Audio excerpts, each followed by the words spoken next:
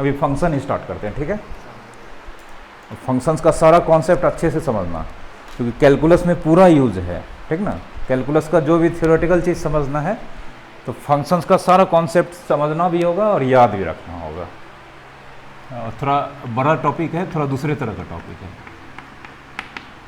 Function और mapping.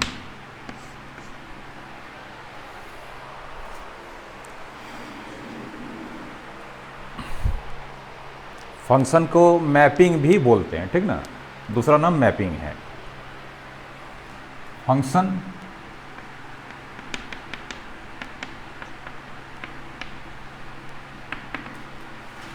Function भी relation ही होता है, रिलेशन पढ़ चुके हैं। तो फंक्शन को जो भी फंक्शन होगा वो रिलेशन होगा, मतलब एक सेट से दूसरे सेट में रिलेशन होगा। लेकिन दो बात ऐसा होता है जो रिलेशन को फंक्शन बना देता है, ठीक ना। मतलब दो ऐसा इंपॉर्टेंट फैक्ट्स होता है जो किसी भी फंक्शंस को कन्वर्ट कर देता है, किसी भी रिलेशन को कन्वर्ट कर देता है, किस में, फंक्शन में, ठीक ना। तो क्या वो बात है, सबसे पहले फंक्शन, एक फंक्शन, जैसे रिलेशन एक सेट से दूसरा सेट में होता था तो फंक्शन भी रिलेशन होता है, तो फंक्शन भी एक सेट से दूसरा सेट में होगा, दोनों सेट नॉन एम्प्टी सेट होगा जो रिलेशन में भी था, नहीं। तो a function from set A to B is also a relation from A to B such that, जो इसको फंक्शन बना देता है। वो यहाँ पे दो बात, फंक्शन सेट ए से सेट बी में रिलेशन भी होगा ए से बी में। कंडीशन पहला, every element of set A, पहला सेट कौन है, ए, तो every element of set A must be related to element of B, पहला कंडीशन। दूसरा, no any element of set A, फिर से पहला सेट के एलिमेंट पर ही कंडीशन है। पहला कंडीशन भी पहला सेट के एलिमेंट पे कंडीशन है और दूसरा कंडीशन भी पहला सेट के एलिमेंट पे ही कंडीशन है। तो no element of set A is related to more than one element of B, ठीक ना। ये दो कंडीशन, कोई रिलेशन अगर ए से बी में है, ये दो कंडीशन अगर वहाँ पे लग जाता है तो वो कन्वर्ट हो जाता है किस में, फंक्शन में, ठीक ना। एक एग्जांपल देखो डायग्राम समझने के लिए। सबसे पहले मान लेते हैं सेट ए में 1 2 3 4 5 और सेट बी में मान लेते हैं ए बी सी डी, ठीक है। ए बी इसमें आ रहा है डायग्राम,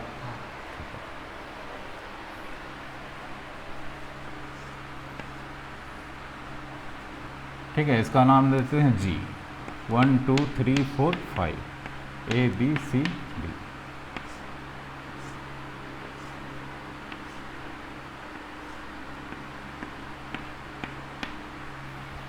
सेट ए के एलिमेंट से सेट बी के एलिमेंट की तरफ एरो गया है तो ये रिलेशन होगा, ठीक है ना। अब ये फंक्शन है या नहीं है, ये दो कंडीशन यहाँ पे देखेंगे। पहला कंडीशन बोलता है एवरी एलिमेंट ऑफ पहला सेट कौन, A, must be related to element of B. 1 set A का एलिमेंट रिलेटेड है, 2 है, 3 है, 4 नहीं है, तो पहला कंडीशन में ही फेल हो गया। तो ये ओनली रिलेशन, फंक्शन नहीं होगा, ये फंक्शन नहीं है, ठीक है, क्योंकि ये फर्स्ट कंडीशन में ही फेल हो गया, ठीक है। दूसरा एग्जांपल,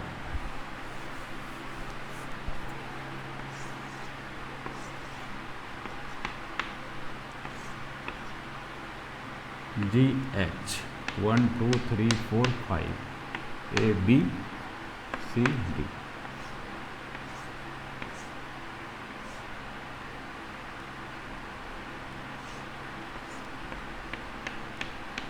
फिर से ये एक रिलेशन है जिसका नाम एच है सेट ए से सेट बी में। Every element of set A must be related to an element of B. 1 से एरो गया है, 2 से एरो गया है, 3 से एरो गया है, 4 से एरो गया है, फर्स्ट। तो पहला कंडीशन को कंप्लीटली फुलफिल कर रहा है। दूसरा condition, no any element of पहला set A is related to more than one element of set B.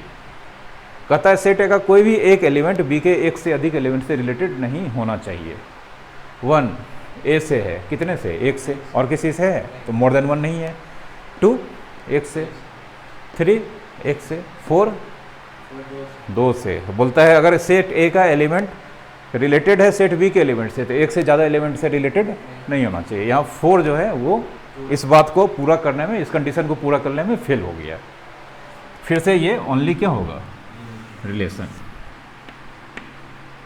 Only relation, not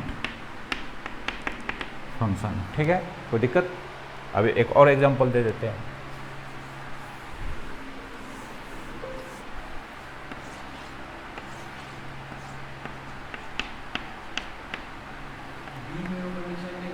नहीं, सेट ए से सेट बी में अगर फंक्शन है तो सारा कंडीशन पहले सेट के एलिमेंट पे लगता है, बी के सेट के एलिमेंट के कोई कंडीशन नहीं है। ठीक ना? बी में अगर कोई एलिमेंट से रिलेटेड नहीं है तो उसमें कोई प्रॉब्लम नहीं, एरो तो इधर से जाएगा है ना, तो उधर तो एरो जाना ही पड़ेगा। ठीक ना?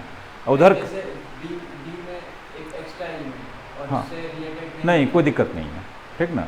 जो भी कंडीशन है पहला सेट के एलिमेंट पे ही कंडीशन है, और 2 कंडीशन है कि सारा एलिमेंट से एरो जाना चाहिए, किसी भी एलिमेंट से एक से ज़्यादा एरो नहीं जाना चाहिए। ठीक ना? बी में कैसे एरो आया है, नहीं आया है, किसी के पास एरो नहीं आया है, कोई मतलब नहीं है। ठीक ना?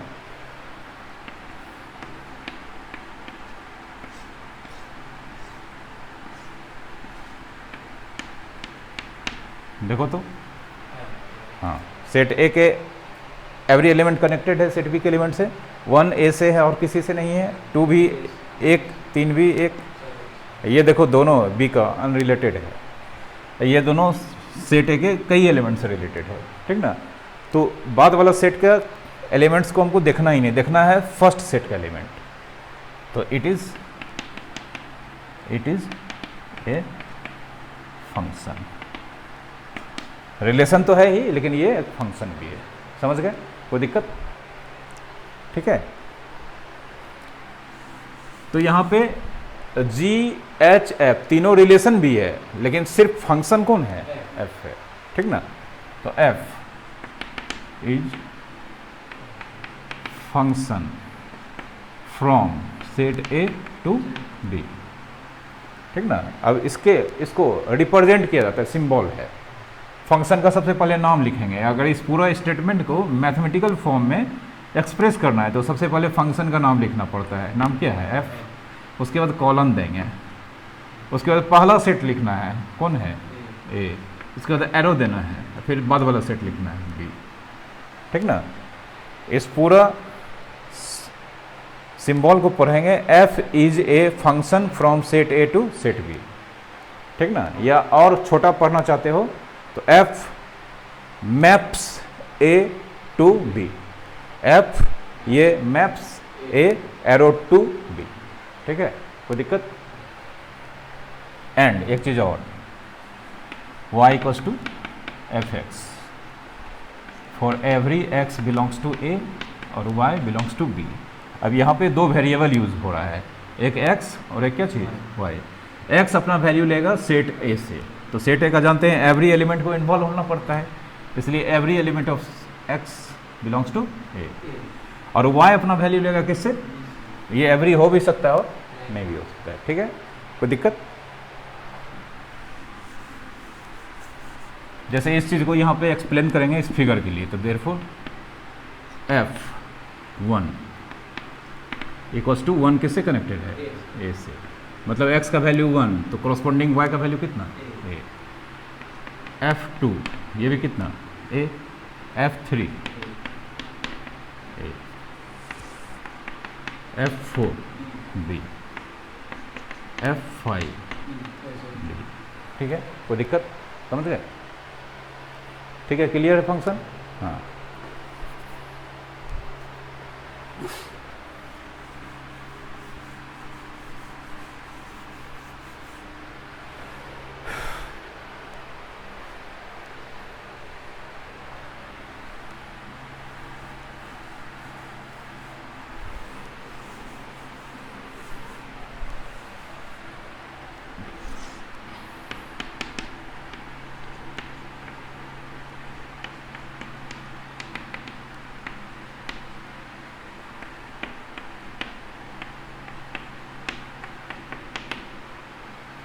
अब फंक्शन जब कंफर्म हो जाता है कि एक फंक्शन है तो वहाँ पे दो टर्म आपको समझना पड़ेगा, इमेज और प्री इमेज, ठीक ना।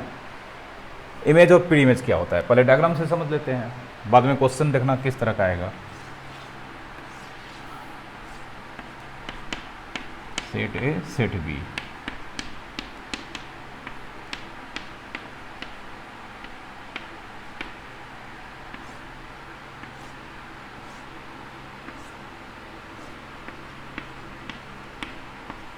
ठीक है।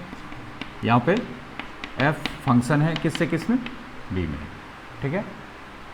और y equals to F X, यहाँ पे x एवरी एलिमेंट होगा सेट और y b का, ठीक ना। अब सिंस फंक्शन f के थ्रू 1 का वैल्यू कितना है, वैसे इसको अगर पढ़ा जाए तो इसको पढ़ते हैं value of function f at 1 is A. इसको अगर ऐसे बोलचाल के भाषा में पढ़ा जाएगा तो value of function f at 1 is A, ठीक ना। लेकिन अभी हमको समझना है इमेज और प्री इमेज, ठीक ना। तो f1 A, then a is image, a जो है इमेज हो जाएगा किसका, 1 का। a is image of 1 under किसी न किसी फंक्शन के अंडर होगा, तो फंक्शन का नाम यहाँ पे क्या है, ठीक है, कोई दिक्कत। तो इमेज कौन है, ए। कौन सा सेट में मिल रहा है, पहला सेट में या बाद वाले सेट में, हाँ तो बाद वाले सेट में हमेशा इमेज मिलेगा, ठीक ना। 2 का इमेज, 3 का इमेज, 4 का, 5 का, ठीक है। अब एक इन्फॉर्मेशन, बहुत बड़ा इन्फॉर्मेशन सामने आ रहा है जिसको थोड़ा टेक्निकल वर्ड में, मैथमेटिक्स का टेक्निकल वर्ड में इसको याद रखना है कि अगर फंक्शन सेट ए से सेट बी में है तो सेट ए का एवरी एलिमेंट का इमेज होगा ही होगा, नहीं, और सेट ए का एवरी एलिमेंट का कितना इमेज होगा, 1 एंड ओनली 1, एक नहीं बोलना है, ठीक ना, 1 एंड ओनली 1, या 1 एंड ओनली 1 के लिए सीधा बोलना है यूनिक। सेट ए का एवरी एलिमेंट का यूनिक इमेज सेट बी में होगा, ठीक है। सेट ए का एवरी एलिमेंट का यूनिक इमेज किस में होगा, सेट बी में होगा, ठीक है, कोई दिक्कत। अब 1 ए जो है इमेज है किसका, 1 का, and 1 is pre image of किसका, ए अंडर एफ, ठीक ना, कोई दिक्कत। अब देखो जा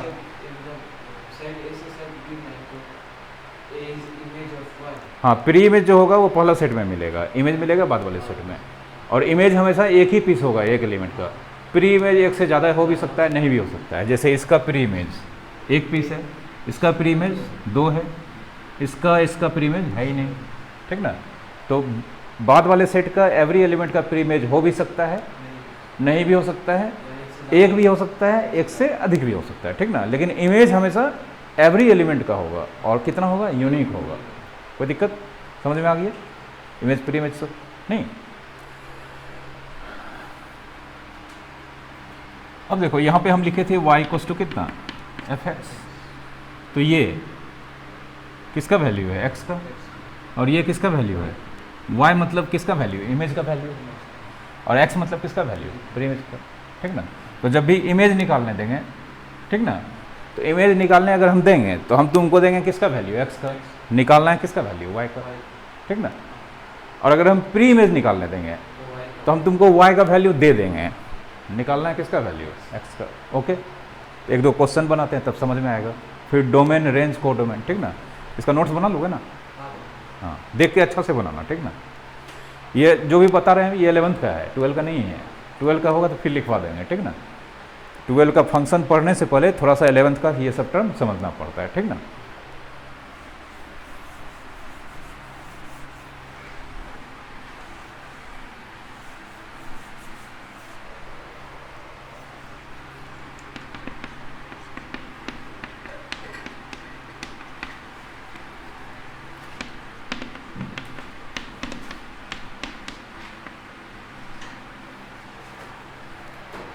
ठीक है, पहला क्वेश्चन हम बनाते हैं, दूसरा क्वेश्चन तुमको देंगे। फंक्शन नेचुरल नंबर से नेचुरल नंबर में y equals to F X, ठीक ना, ये बता दिए थे। ये डिपेंडेंट वेरिएबल कौन होता है? y, इंडिपेंडेंट x, ठीक ना। तो y equals to F X निकालने का मतलब इमेज निकालने का फॉर्मूला दिया है x के टर्म में, एक्स स्क्वायर प्लस कितना 3, then find the images of the following. हाँ, इमेज निकालने का हम दे देते हैं 1 2 5 10 -1 0 11, ठीक ना। तो जैसे 1 का इमेज निकालना है, मतलब हम किसका वैल्यू दिए हैं? एक्स। हाँ, तो देखना ना, आंसर देंगे हम, मेरा काम है क्वेश्चन देना, ठीक ना। तो x equals to 1 belongs to natural number, पहले कंफर्म कर दिए कि x equals to 1 natural number में है। देयरफॉर इसका image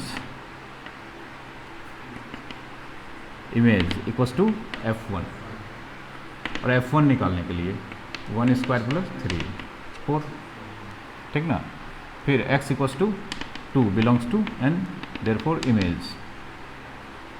equals to f2 2 square plus 3, ठीक है। हाँ, इमेज y का वैल्यू मतलब किसका वैल्यू? fx का वैल्यू, ठीक ना। तो इमेज निकाल रहे हैं हम किसका? 1 का। इमेज निकालने तो x का वैल्यू दिया है। हाँ, इमेज निकालना है, निकालने दिया जाएगा तो x का वैल्यू दे देंगे तुमको। निकालना है तुमको y का वैल्यू, y मतलब fx का वैल्यू, और fx मतलब जो x दिए हैं वो पुट करना है, ठीक ना। तो यहाँ पे इमेज निकालने जा रहे हैं किसका? 1 का। तो fx में x के जगह पे कितना पुट कर दिए? 1। ये जो वैल्यू आया ये y का आया, कब? जब x का वैल्यू कितना है? 1। मतलब 1 से एरो जाएगा किसके पास? आ रहा है दिमाग में? 2 नेचुरल नंबर में है, मतलब 2 से एरो जाएगा किसके पास? 7 5 10 ये सब का निकाल लोगे। अब आ गया -1, तो as x equals to -1 does not belongs to n, therefore it has no, नहीं इमेज नहीं लिखेंगे, इमेज तो फंक्शन में होता है, ठीक ना। देयरफॉर कांट एग्जिस्ट, ये एग्जिस्ट ही नहीं करेगा, ठीक ना। इस कंडीशन में इसका इमेज का एग्जिस्टेंस ही समाप्त हो जाएगा, ठीक ना। 0 का नहीं निकलेगा, 11 का निकल जाएगा, ठीक ना। कोई दिक्कत? तो बना लोगे, बनाओ तो जिसका निकलेगा। हाँ, 1 2 का निकाल दिए हैं, 5 का 10 का 11 का।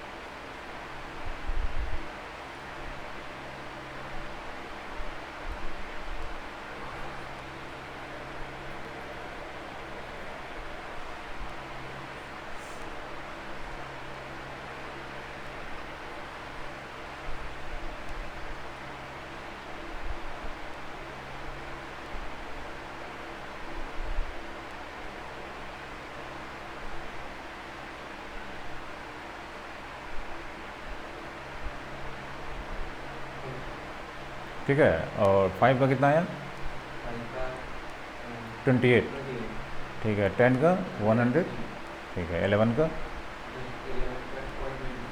ठीक है। अब इसी क्वेश्चन में ये तो इमेज निकालने दिए थे, find the pre image of the following.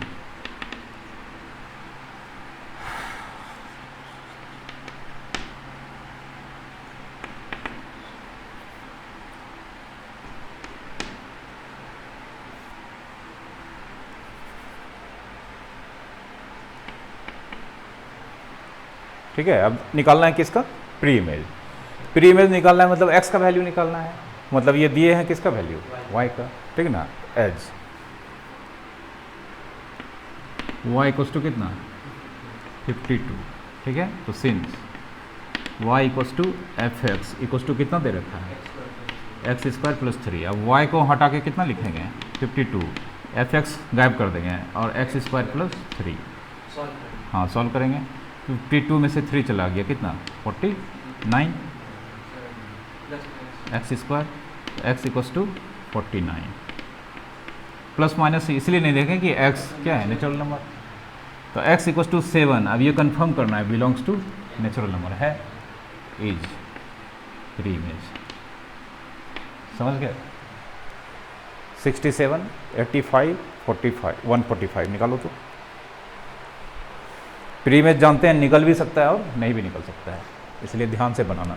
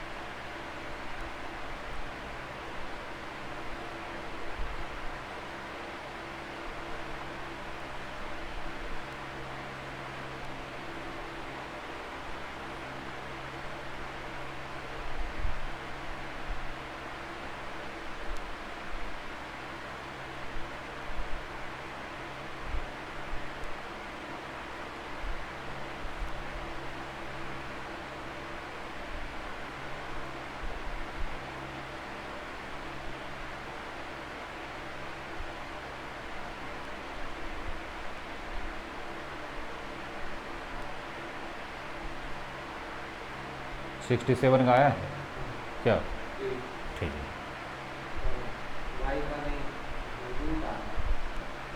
हाँ तो रूट आ रहा है जिससे किसका 85 का ना, किसका 85 का निकाल लेगा 82 आ रहा होगा रूट, y इक्वल्स टू 85। तो देयरफॉर y के जगह पे X square plus 3, 85 X square 82 X does not belongs to N. तो लिखेंगे no pre image. Natural number होगा तो वो प्री इमेज होगा, अगर नहीं हो पाया तो प्री इमेज उसका नहीं होगा, ठीक है।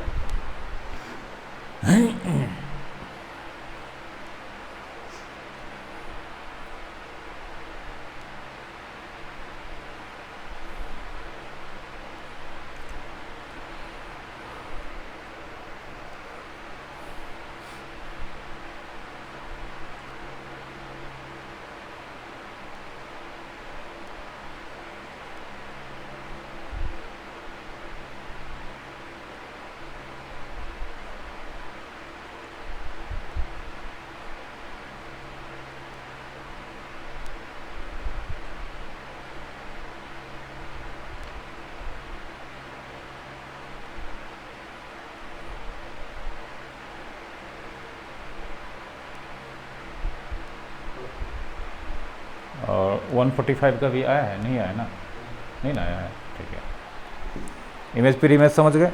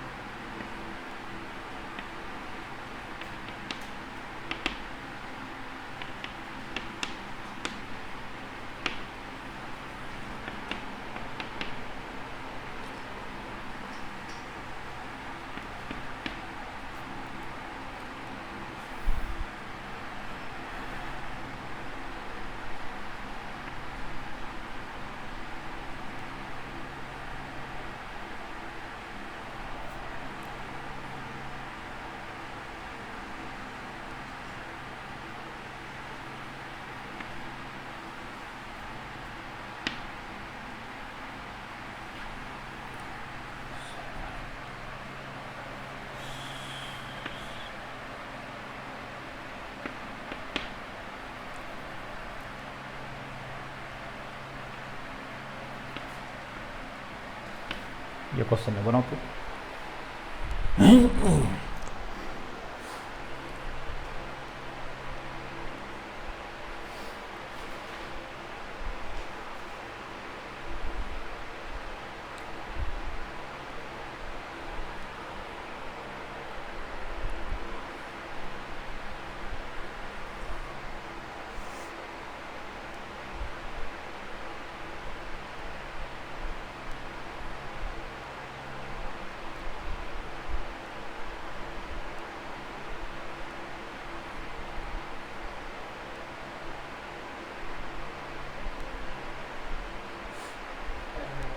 वाई का जो वैल्यू आएगा वो भी नेचुरल है, नहीं, इंटीजर है इस बार, ठीक ना, हाँ इंटीजर आएगा। इमेज इस बार सबका निकलेगा क्योंकि सब इंटीजर है, ठीक ना। हाँ, प्री इमेजेस निकल भी सकता है, नहीं भी निकल सकता है।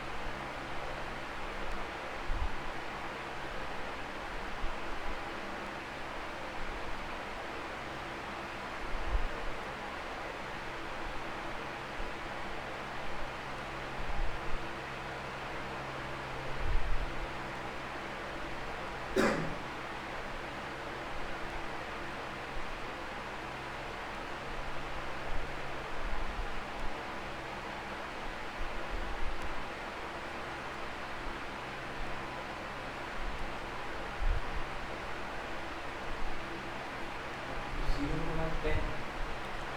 हाँ, 0 के बाद 10 है, 10 के बाद -5 है।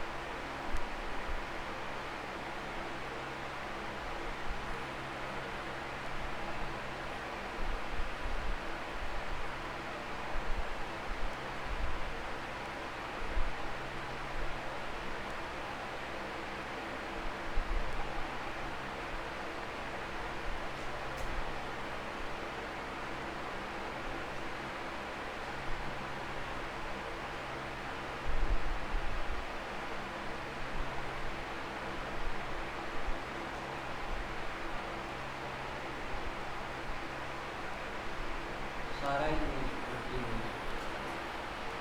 इमेज तो खैर सारा का निकलेगा। -2 का प्री इमेज क्या निकाले? 2 का +-4, हाँ ठीक है। 0 का और 1 का, 3 का, 3 का निकालो।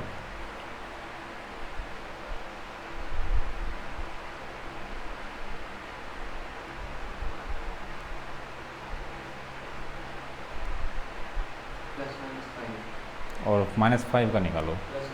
नहीं आएगा, निकालो ना। -5 का आएगा ही नहीं है pre image.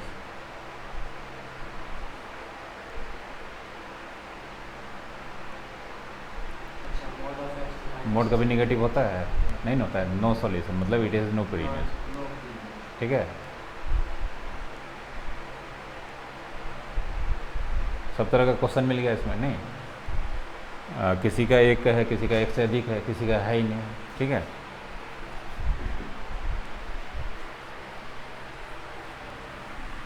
Image pre image समझ गए?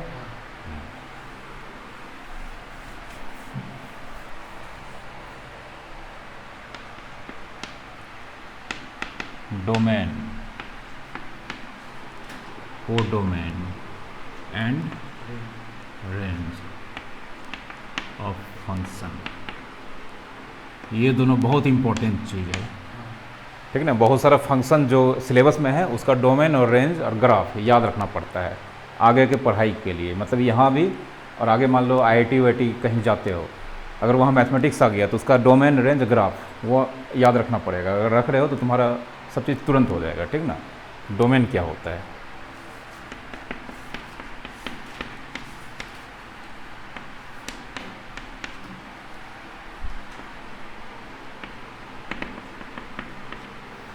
एक फंक्शन है सेट x से सेट y में। ठीक ना, तो अगर इस तरह से एक फंक्शन दिया है एक सेट से दूसरा सेट में, कभी कभी नहीं दिया रहता है। ठीक ना, तो अगर फंक्शन एक सेट से दूसरा सेट में दिया है तो पहला सेट पूरा का पूरा डोमेन कहलाता है।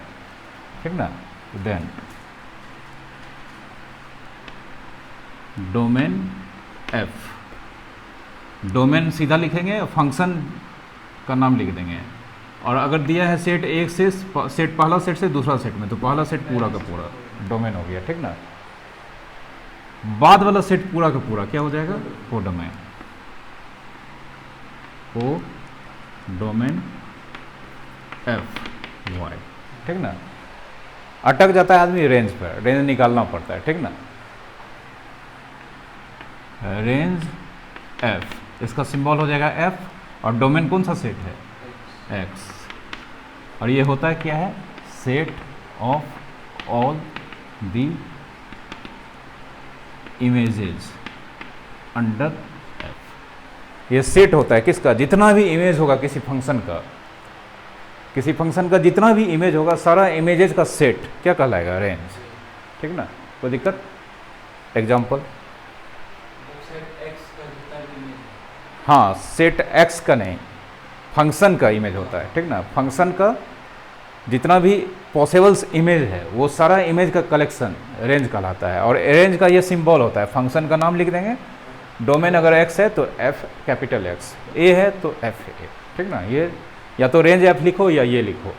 अब एग्जाम में कंपटीशन में ये दे देगा, पते पढ़वे नहीं किया तो समझ में नहीं आएगा, इसलिए दोनों सिंबल चलता है। ठीक ना, लेकिन होता है सेट किसका? इमेजेस का। ठीक है,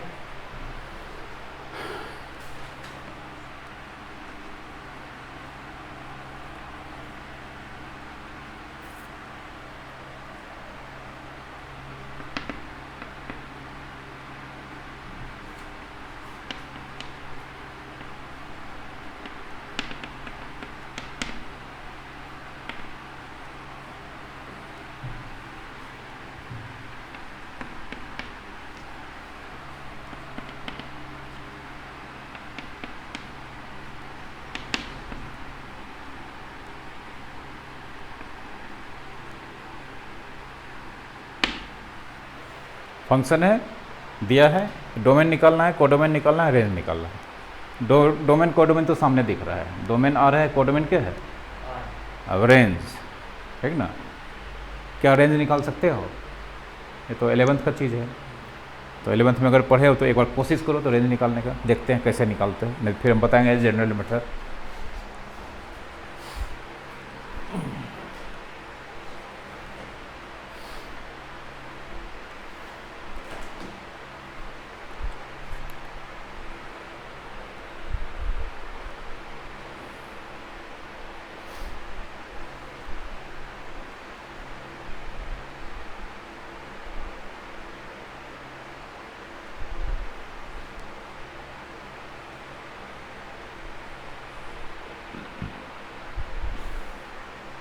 नहीं, डोमेन तो आ रहा है, हाँ डोमेन कोडोमेन तो खरीद देख ही गया। रेंज निकालने के लिए सारा इमेज निकालना। एलिमेंट दिया हुआ है। हाँ रियल नंबर कहाँ से शुरू होता है कहाँ से ख़त्म होता है ये तो पता है नहीं, एक एक एलिमेंट का इमेज निकालने लगेंगे तो रियल नंबर तो बहुत सारा होता है, तो टाइम तो बहुत स्पेंड होगा। तो हम देखो जनरल प्रूफ, ठीक ना।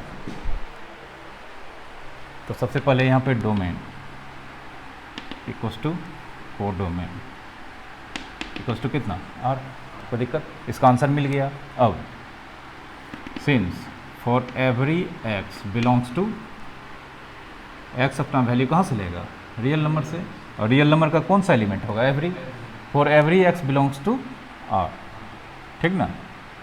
वाई इक्वल्स टू कितना, एक्स स्क्वायर माइनस वन। हम जब पढ़ाए थे इमेज प्री इमेज तो बोले थे यहाँ पे रेंज बोलता है किसका कलेक्शन, इमेजेस, और इमेज मतलब किसके वैल्यू का कलेक्शन, वाई का। तो वाई का सारा वैल्यू का नेचर अगर हम पता कर लें तो मेरा पास रेंज होगा।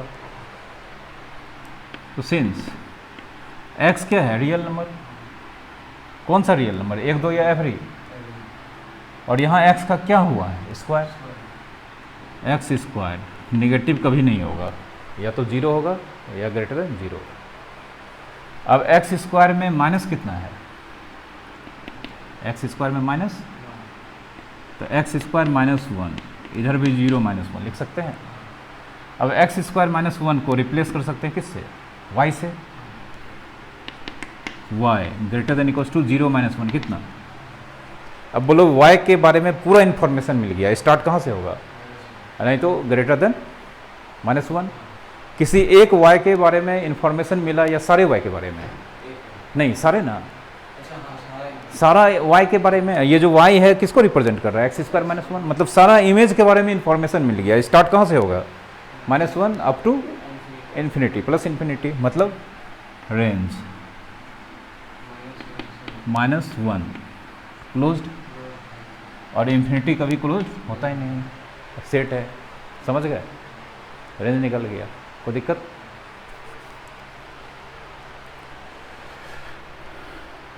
बदलें क्वेश्चन, हाँ इसको लिख लो, ऐसा बहुत क्वेश्चन अभी बन पाएंगे क्योंकि 12 में यही सब तो करना है। जब तक रेंज डोमेन निकालने नहीं आएगा इनटू ऑन टू नहीं पढ़ पाओगे, तो ये सब पूरा आना चाहिए।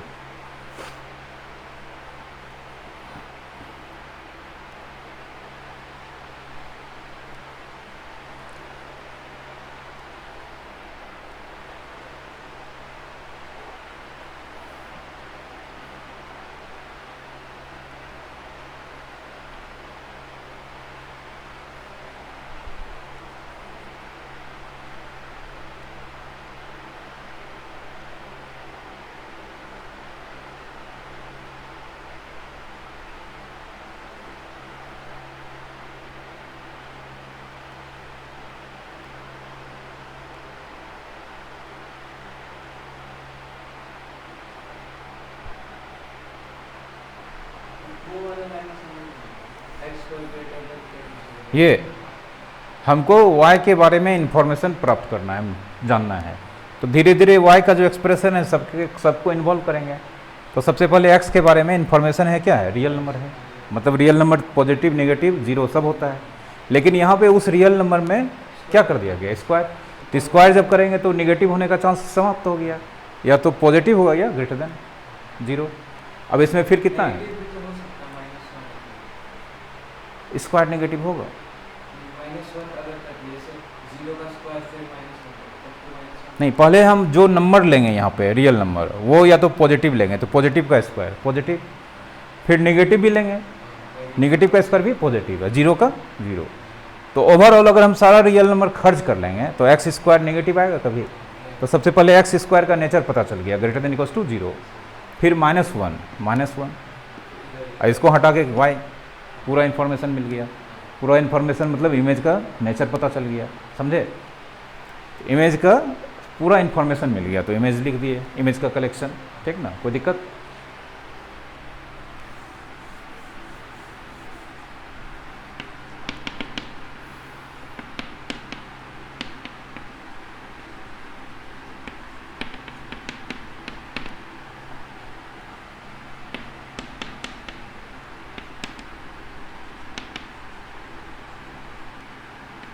रेंज निकालना सिर्फ, डोमेन कोडोमेन तो ऐसे ही दिख रहा है।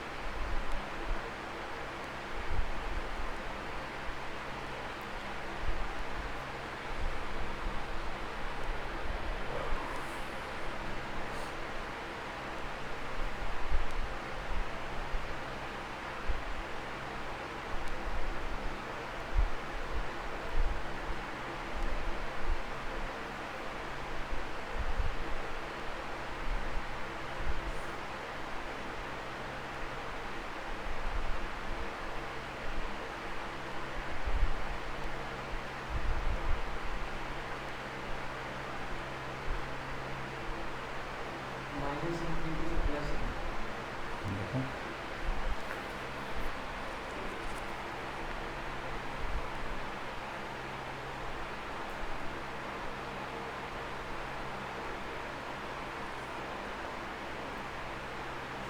ये इन्फिनिटी कभी भी इक्वल्स टू नहीं लेता है, ठीक ना? हाँ, तो इसको हटाना है, ठीक है? थोड़ा सा इसको ठीक से लिखो, ऐसे हम बताते हैं इसको एक बार, ठीक ना? देखो यहाँ पे सही है। Since for every X belongs to R, लिख दिए पहला इंफॉर्मेशन, एक्स रियल नंबर का कौन सा एलिमेंट? एवरी। अब एक्स क्यूब अगर पॉजिटिव का क्यूब करेंगे पॉजिटिव, नेगेटिव का करेंगे नेगेटिव, और जीरो का जीरो। तो अगर हम रियल नंबर का क्यूब करेंगे रियल नंबर मिलेगा, तो X cube belongs to R, ठीक है? अब एक्स क्यूब में कितना ऐड किया गया है? X cube plus 5, real number plus real number होता है। ये हटा के क्या लिखेंगे? वाई रेंज, ठीक है? हो गया, रियल नंबर का फिर ये माइनस इंफिनिटी। ठीक है? कोई दिक्कत? तुम जो लिखे थे ना उसमें तुमको ये लिखना चाहिए था, माइनस इन्फिनिटी, ठीक ना? अब माइनस इन्फिनिटी प्लस 5, ठीक है?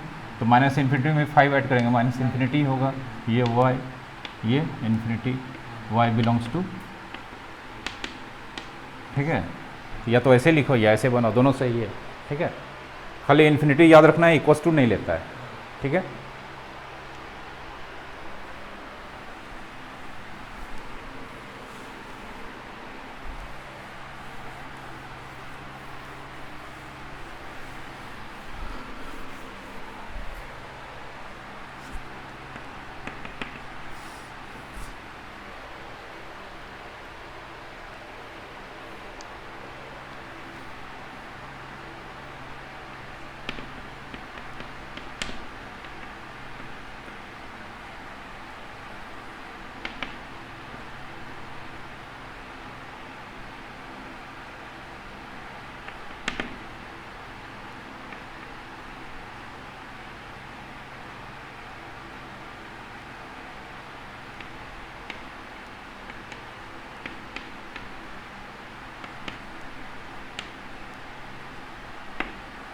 ये जानते हो ना? Accreditation। हाँ ठीक है, बनाओ।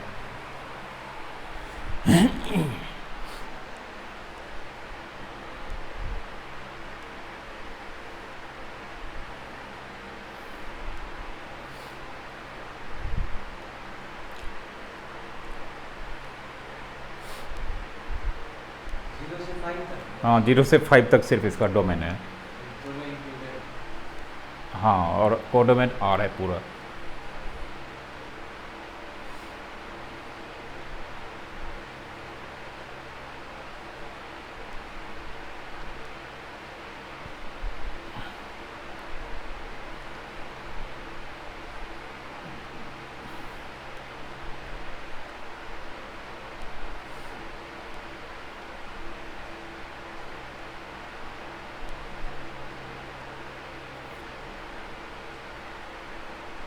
ये थोड़ा अटपटा क्वेश्चन है, ठीक ना।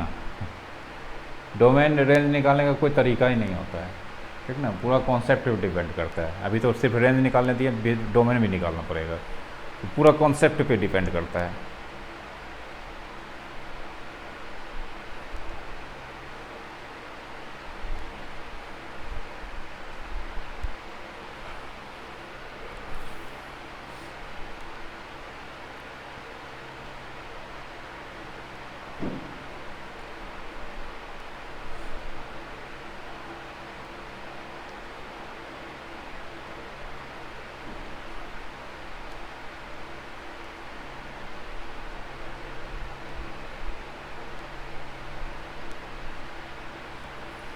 देखो बताते हैं। सिंस x बिलोंग्स टू 0 से 5, ठीक है।